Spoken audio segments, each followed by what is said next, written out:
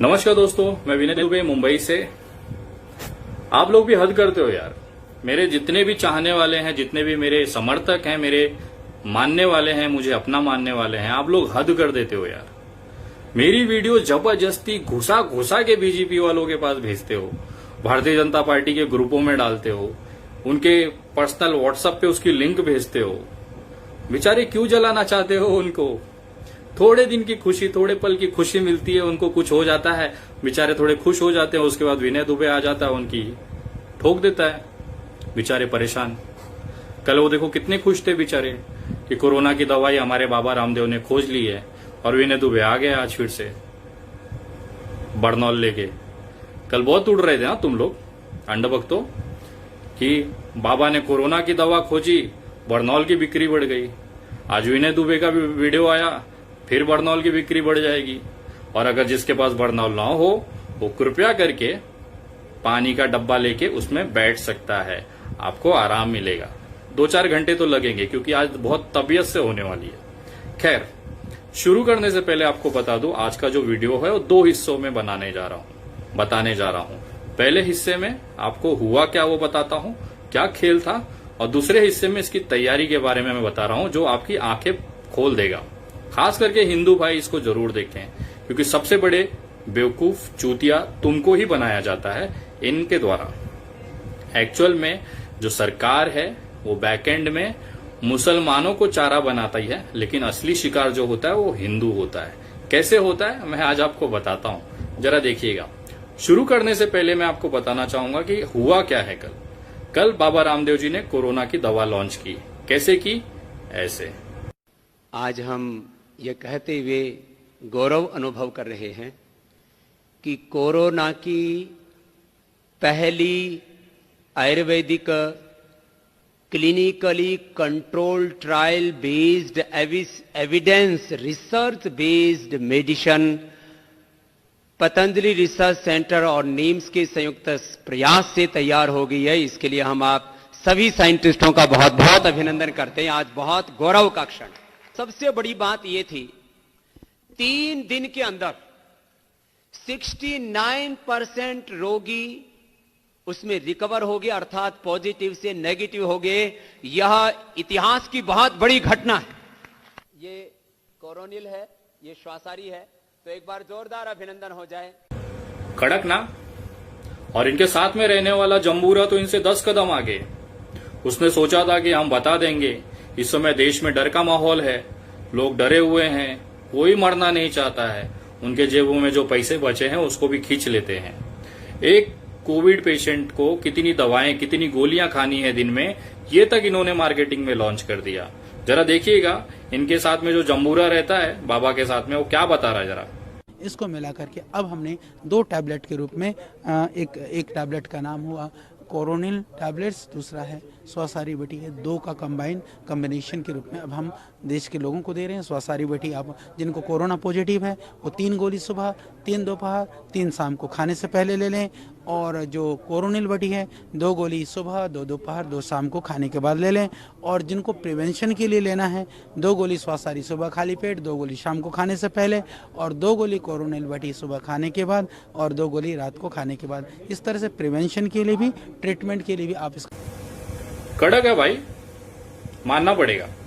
मतलब जिसको कोविड है वो 15 गोली दिन में खाएगा, और जिसको बचना है वो 8 गोली दिन में खाएगा। इनकी कंपनियां गोली बनाती जाएगी, जनता उसको खाती जाएगी। एक किट की जो कीमत है 545 रुपए है इंडिया टीवी के हिसाब से। डिलीवरी चार्जेस वगैरह लेके 600 रुपए के आसपास ही आपको पड़ेगा घर पहुंचा के। अगर इस देश में कोरोना का जो इस समय मार्केट में जो हिस्सेदारी है कोरोना से संबंधित प्रोडक्टों की, वो 25% तक है। मतलब अगर 100 करोड़ की आबादी में 25 करोड़ लोग ये दवा की खरीदारी करते हैं 600 रुपए के हिसाब से, तो आंकड़ा जाता है 15,000 करोड़ रुपया। मतलब आपदा को धंधा कैसे बनाना है, आपदा को अवसर कैसे बनाना है, ये बाबा रामदेव जी से कोई सीखे, और ये कोरोना की दवाई बनाएंगे। मतलब सबसे हास्यास्पद बात तो यही लगती है, जो कंपनी ठीक से बेसन नहीं बना सकती, जो कंपनी ठीक से नमक नहीं बना सकती, जिस कंपनी के प्रोडक्टों में मिलावट की वजह से आज पूरे भारत के अंदर हजारों की संख्या में उपभोक्ता अदालतों में मामले चल रहे हैं, कितने ही राज्यों में इस कंपनी के नाम पे एफआईआर दर्ज हुई है और वो कंपनी खुले आम मंच लगा के कोरोना की दवाई बना के अपने आप को गौरवान्वित महसूस करती है। इनका जो असली चेहरा है वो ये है, देश भर में उनका जो हालत है वो ये है।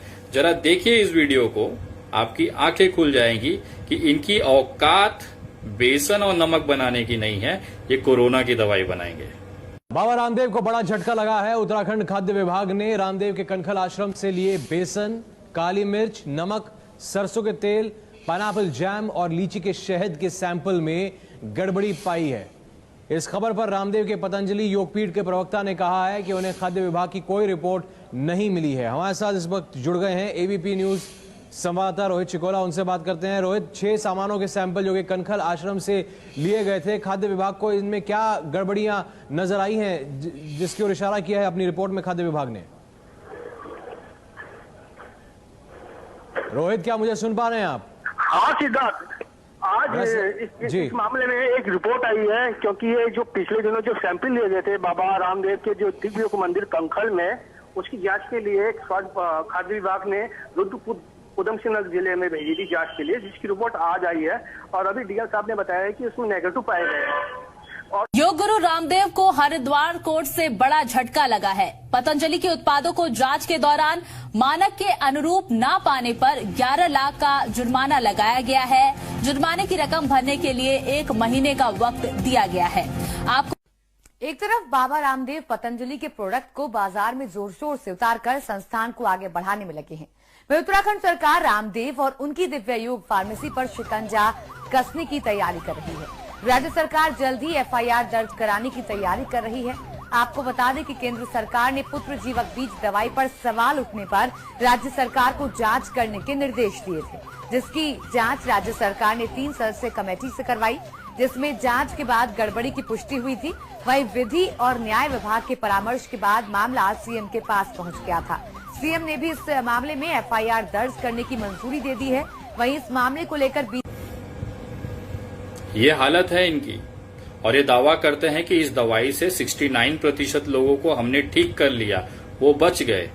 अरे मैं बताना चाहता हूं कि आज जो देश में कोरोना का आंकड़ा है वो 4,56,552 है, जिसमें से 14,483 लोग मरे, मतलब 96.83% लोग बचे हैं। इस पूरे आंकड़े में 96.83% लोग बचे हैं, जो आपके 69% से ज्यादा है। आप और ये ऐसे लोग हैं, 96% ऐसे लोग हैं जिनको आपकी दवा नहीं खाई, बिना आपकी दवा खाए ये लोग जिंदा हैं, और आप दावा करते हैं कि हमने कोरोना की दवाई बनाई और वो लोग बच रहे हैं। मैं आपको बताना चाहता हूं कि एक छोटी सी वीडियो है जिसमें कि इनकी पूरी पोल खोली गई है। न इनके पास कोई सरकारी दस्तावेज है, न इन्होंने ट्रायल की कोई जानकारी सरकार को दी है, न इनके पास कोई वैध लाइसेंस है इस दवा का। उसके बावजूद किस तरह से ये लोगों के स्वास्थ्य के साथ, उसके जान के साथ खेल रहे हैं, केवल कुछ पैसों के लालच में। ये इतने नीचे गिर जाएंगे ये देश ने नहीं सोचा था। और मैं आपको बताना चाहता हूं कि देश के जो लोग हैं, खास तौर पे जो हिंदू समुदाय है, जो इनको भगवान की तरह मानता है, इनके प्रोडक्टों को अपना इस्तेमाल करता है, सबसे ज्यादा मौतें, सबसे ज्यादा जो दुख होगा, जो तकलीफ होगी, ये आप ही लोगों को मिलनी है, क्योंकि ये व्यापारी आदमी है, ये केवल धंधे और पैसे के पुजारी हैं, और वो साबित करता है ये दवा इनकी लॉन्च करके। देखिए इनकी असलियत, इस दवा के संबंधी जो दस्तावेज, जो जरूरी कानूनी प्रक्रिया है, उन्होंने किस तरह से नहीं की है, इसकी जानकारी ये वीडियो में है। डॉक्टर बलबीर तोमर के मुताबिक उन्होंने अपने मेडिकल कॉलेज में 100 कोरोना पॉजिटिव पर क्लिनिकल ट्रायल किया। 100 में से 50 को दवा दी गई। क्या दवा दी गई? प्योर गिलोय, सफेद मूसली, प्योर तुलसी, ये सब। पतंजलि के मुताबिक जिन मरीजों को ये दवा दी गई थी उनका कोरोना टेस्ट 7 दिन बाद नेगेटिव आया, जबकि जिनको दवा नहीं दी गई उनमें से 65% का ही नेगेटिव आया। यानी दवा के इस्तेमाल से 35% मरीज जल्दी ठीक हुए। ये जयपुर वाली मेडिकल कॉलेज का इन हाउस ट्रायल था। कोरोना के बारे में एक बात शुरू से बताई जा रही है कि इसमें फैटेलिटी रेट कम है, यानी मृत्यु दर कम है। करीब 2-3% मरीज ही मरते हैं, बाकी ठीक हो जाते हैं। भारत के आंकड़े भी यही कहते हैं। ये उन मरीजों की बात है जिन्हें पतंजलि वाली दवा नहीं दी जाती। मौत सिर्फ गंभीर लक्षणों वाले मरीजों की होती है। तो क्या पतंजलि वाले ट्रायल में गंभीर लक्षण वाले मरीज थे? जवाब है नहीं, सिर्फ माइल्ड और मॉडरेट सिम्टम वाले मरीज थे। ऐसे मरीज आमतौर पर खुद ही ठीक हो जाते हैं। इसलिए पतंजलि का ये दावा कि कोरोनिल से 100% मरीज ठीक हो जाते हैं एक बहुत ही छोटे सैंपल के आधार पर निकाला गया नतीजा है, ऐसा विशेषज्ञ मानते हैं। अब बात आती है कि कोई कंपनी कोरोना की दवा मरीजों को 100% ठीक करने के दावे के साथ बेचे तो क्या सरकार से अनुमति लेने की जरूरत नहीं है? क्या सरकार ये मान रही है कि पतंजलि ने कोरोना की दवा बना ली? रामदेव ने अपनी प्रेस कॉन्फ्रेंस में बताया कि उन्होंने सरकार की संस्था central trial registration of India यानी कि CTRI से परमिशन ली है। ये दावा भी आधा ही सच है। CTRI सिर्फ ट्रायल का रिकॉर्ड रखने वाली संस्था है। कोई अगर नई दवा का ट्रायल करता है तो CTRI को बताना पड़ता है। दवा बेचने के लिए central drugs standard control organisation से सर्टिफिकेट लेना पड़ता है। इसे सर्टिफिकेट ऑफ फार्मास्यूटिकल प्रोडक्ट यानी COPP कहते हैं। Central drugs standard control organisation की वेबसाइट पर पतंजलि की ही कंपनी दिव्य फार्मेसी की कई प्रोडक्ट्स को सर्टिफिकेट देने की जानकारी है, लेकिन कोरोनिल की जानकारी नहीं मिली, न ही ऐसा कोई सर्टिफिकेट। इसका जिक्र बाबा रामदेव की प्रेस कॉन्फ्रेंस में हुआ। अखबार मुझे एक चीज समझ में नहीं आया, इतनी बड़ी तैयारी, इतनी बड़ी प्लानिंग, बाकायदा प्रेस कॉन्फ्रेंस करके ये सारी चीजें कर रहे हैं, घोषणा भ्रम फैला रहे हैं, उसके बावजूद सरकार क्यों नहीं जागी? अगर ये मामला सोशल मीडिया पे नहीं उठा होता, हम जैसे लोग अगर इसमें आवाज नहीं उठाए होते, देश की जनता वास्तविकता जानने के लिए अगर आवाज नहीं उठाई होती, तो ये आज दवाई मार्केट में होती और कितने ही लोगों के जेब के पैसे अनावश्यक खर्चा हो जाते। ये देखने के बाद आखिर सरकार शाम तक जागती है और बैन लगाती है और इनके पास कार्रवाई करने के लिए कुछ भी नहीं है, केवल एक पत्र भेज देते हैं। ऐसे ट्रायल के आधार पर यह कह देना कि इससे 100% मरीज ठीक हो जाते हैं, ये एक तरह की जल्दबाजी लगती है विशेषज्ञों को। और अगर ये इतनी ही बड़ी कामयाबी है तो Indian council of medical research इस कामयाबी का जश्न क्यों नहीं मना रहा? कोरोना मरीजों को 100% ठीक करने वाली पतंजलि की दवा पर हल्ला मचा तो अब आयुष मंत्रालय की भी नींद टूटी है। एक बयान जारी कर आयुष मंत्रालय ने कहा कि हमें पतंजलि वाली दवा या उससे जुड़ी रिसर्च की कोई जानकारी नहीं है। मंत्रालय ने अब पतंजलि से दवा के ट्रायल के बारे में सारी जानकारी मांगी है, जैसे CTRI का सर्टिफिकेट, कहाँ ट्रायल किया, किन पर ट्रायल किया, ट्रायल के वक्त जो दवा दी थी उसमें क्या क्या था। इसके अलावा मंत्रालय ने भी ये बताया कि drugs and magic remedies act 1954 के तहत भ्रामक प्रचार करना अपराध है। ये नरेंद्र मोदी सरकार का पक्ष है। कोई गलत जानकारी देकर दवा बेचे तो उस पर कार्रवाई के लिए हमारे देश में कानून है, इन पर नजर रखने के लिए संस्थाएं हैं। अगर भ्रामक दावों के साथ कोरोना की भी दवा बेची जा रही है तो कार्रवाई होनी चाहिए, और यदि दवा दुरुस्त है तो पूरे देश और दुनिया को इसका लाभ मिलना चाहिए। सब मिले हुए हैं, केवल जनता का खून चूसना है इन सबको मिलके, क्योंकि कद्दू कटेगा तो सब में बटेगा। बाबा जी की दवाई मार्केट में आएगी तो पैसा पब्लिक भरेगी, ऐसे ना पैसा निकले तो वैसे निकाला जाए, डर के नाम पे निकाला जाए, बचने के नाम पे निकाला जाए, न मरे इसके लिए निकाला जाए, लेकिन पैसे आपसे निकाले जाएंगे चाहे जैसे। यही हालत देश में है और इसकी तैयारी अब जो मैं आपको बताने जा रहा हूं वो बहुत ही भयंकर है। खास तौर पे हिंदू समुदाय को ये समझना पड़ेगा कि इसकी जो तैयारी है वो पिछले 4-5 महीनों से की जा रही थी।